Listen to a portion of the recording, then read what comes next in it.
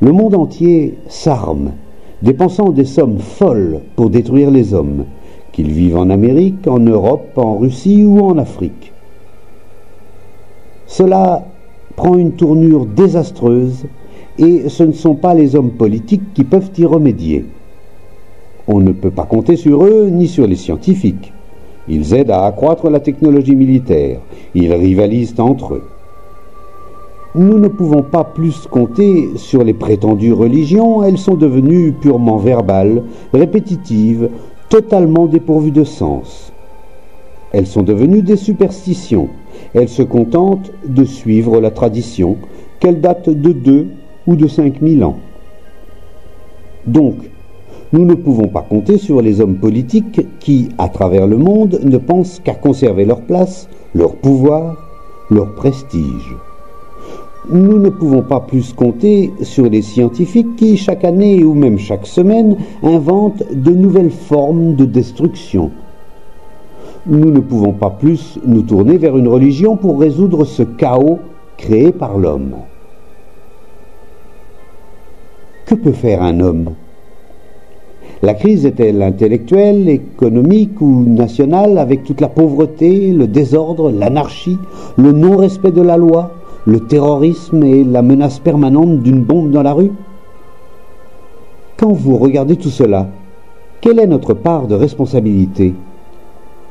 Sommes-nous concernés par ce qui arrive dans le monde ? Ou ne sommes-nous concernés que par notre salut personnel ? Je vous en prie, examinez tout cela très sérieusement, afin que vous et l'orateur puissiez observer objectivement ce qui se passe, non seulement à l'extérieur, mais aussi dans notre conscience, dans notre pensée, dans notre façon de vivre et d'agir. Si vous n'êtes pas concerné par le monde, mais que vous vous occupiez seulement de votre salut personnel, en adhérant à des croyances, à des superstitions, en suivant des gourous, alors j'ai bien peur que la communication entre vous et l'orateur ne puisse pas s'établir. Nous devons être clairs là-dessus. Nous ne nous occupons pas du salut personnel, mais nous nous intéressons honnêtement, sérieusement, à ce qu'est devenu l'esprit humain, ce à quoi l'humanité est confrontée.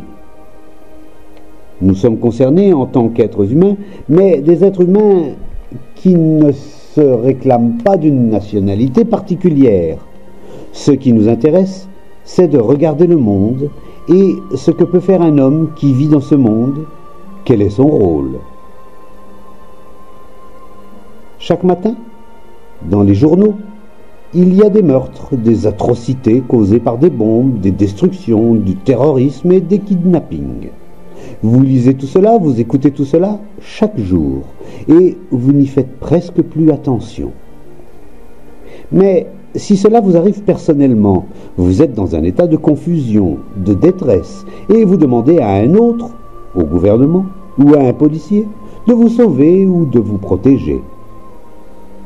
Et ici, quand vous observez, comme l'orateur le fait depuis 60 ans, tout ce qui se passe dans ce malheureux pays, vous voyez la pauvreté apparemment insoluble, la surpopulation, les divisions linguistiques, une communauté qui veut se séparer des autres, les divisions religieuses, les gourous qui deviennent extrêmement riches avec leurs avions privés. Ce que vous acceptez aveuglément, vous vous rendez compte que vous n'y pouvez rien. C'est un fait. Nous ne nous occupons pas d'idées, mais de faits, de ce qui arrive réellement. Et si nous voulons observer ensemble, nous devons être dégagés de notre nationalisme. Nous, les êtres humains, sommes reliés où que nous vivions. Je vous en prie, réalisez-le. Voyez à quel point c'est sérieux et urgent.